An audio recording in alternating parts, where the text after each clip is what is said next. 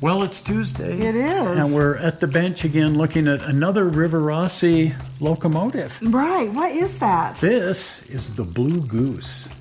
Blue Goose. The Blue Goose, a really famous passenger train on the Santa Fe. Oh. And what a beautiful paint job they came up with for this. Cool. Ralph has one of these, and I thought it was this. I said, oh, you've got the Rivarossi. He says, please, that's a scratch-built brass engine.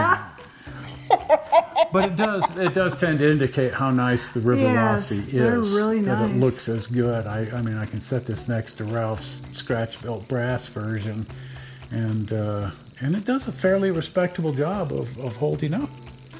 But it's a beautiful model of an absolutely stunning locomotive that ran as a passenger locomotive on the Santa Fe 3460, but streamlined. It was during that Art Deco era. Yeah. When everything had to be streamlined and they were trying to compete with diesel engines and so on. Right. So everything became streamlined, and this engine, no exception. I love Art Deco, but boy, it can be wild. It's not subtle. But these streamlined engines and cars and all kinds of things, I mean, that was a product of the 30s. The round era. The round and international. Look at this European engine. Oh my goodness. Looks like some kind of a bug. Santa Fe had been looking at buying several Hudsons for their flatland trains, and New York Central had streamlined versions of the Hudson, and so they thought, well, let's order the first one in a streamlined form. But it's the only one they ever built, and they had it painted blue. Alco and Lima had built tons of these Hudson-style locomotives, not necessarily the streamlined versions, but they were incredibly successful on flat, straight railroads. They didn't do stink up in the mountains. But part of the Santa Fe Railroad is out on the plains, and so these things worked really well there. While Hudsons were completely gutless and even needed a booster engine to get started, once they were up to speed, they were pretty invincible, able to reach speeds of over 100 miles an hour. It turns out the streamlining really didn't do anything in terms of increasing the performance of the train. It had no effect at all, other than the fact that all this extra metal added weight, and weight equates to tractive effort on a steam locomotive, so they were somewhat more powerful. Santa Fe kept experimenting, putting skirting on. You'll notice this locomotive has skirting. They also had 3 different paint schemes they ran on this locomotive. But I think at the end of the day, Santa Fe just wasn't all that excited about the look and, well, frankly, the extra cost. They never did a special passenger car. They just used the locomotive to pull their standard green heavyweight cars. The locomotive was rather successful in promoting the railroad, so they used it in their advertising and so on to demonstrate to people that they were no longer an old school, old-fashioned railroad, but a modern, streamlined railroad moving toward more modern, streamlined locomotives. The 4-6-4 wheel arrangement really wasn't that good for the Santa Fe. It was such a flatland engine. It's named the Hudson because it was so popular on the New York Central and named after the river there in New York, the Hudson River. But it didn't work that well on a railroad like the Santa Fe. They really only had one route that Hudson locomotives were really successful on. So they didn't acquire a lot of Hudsons, and in fact only bought one streamlined locomotive, this one, the 3460. It looks like that atomic train. It does, doesn't it? At the end of its life, though, notice it's just pulling random passenger cars that have been relegated to second-class service. Even though the Santa Fe only had the one streamlined Hudson, that didn't stop them from buying several more Hudsons for their flatland route. Here's 3461. It's the same locomotive, it just doesn't have all the streamlining on it. 3461 set all kinds of records for speed on the Santa Fe, cruising right along at over 90 miles an hour on their flatland route. So it was a very, very successful engine. I believe they had 5 of these, not quite sure on that.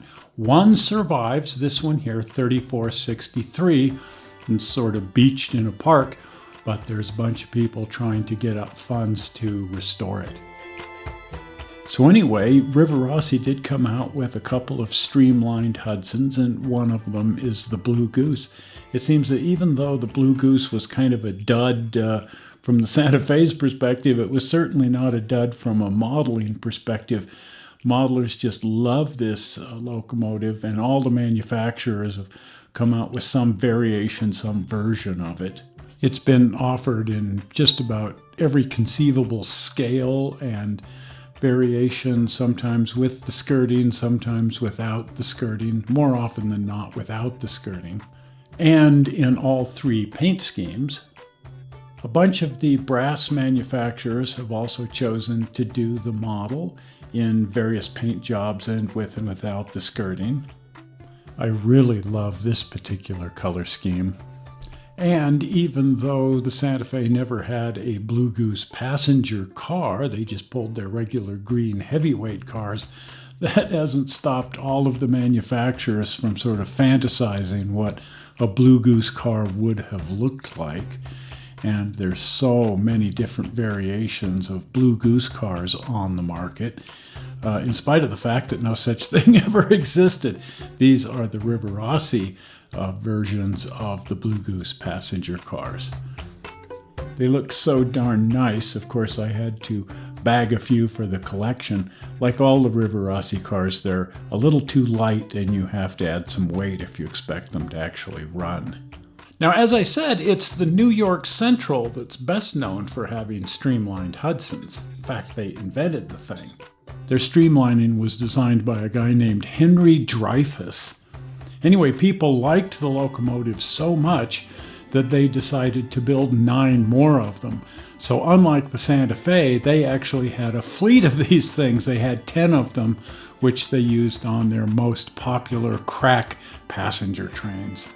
The streamlining on these things sort of became an icon of the New York Central Railroad. People associated streamlined steam locomotives with the New York Central. It became a major feature even in their advertising. This looks like a 1930s Bugatti. Yeah, like that one we saw. The Atlantique. And here too, Rivarossi has offered the streamlined Hudson in a New York Central configuration. Different front end and, of course, the New York Central paint job. This one's a bit more accurate than the Blue Goose, simply because this one has the correct cab on it. They use this same cab on both locomotives, and it's the New York Central cab. So if you compare the 2 engines side by side, you'll see that the Blue Goose has a New York Central cab on it. So, well, that's a bit wrong, but not a big problem.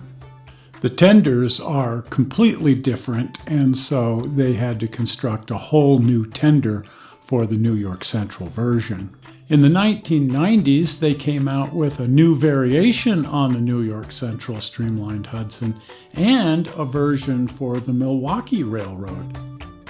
Well, if you haven't been over to the channel, pop over to the channel, and if you're not a subscriber, do subscribe. The easy way to do both, the blue button. Yes, are we ready? Ready. Zoink! Right there. Well, we're not sure how you found this movie on the internet. We hope you didn't find it boring, and we will see you here on Sunday with Driving Around. Okay, we'll see you. Bye-bye. Bye-bye.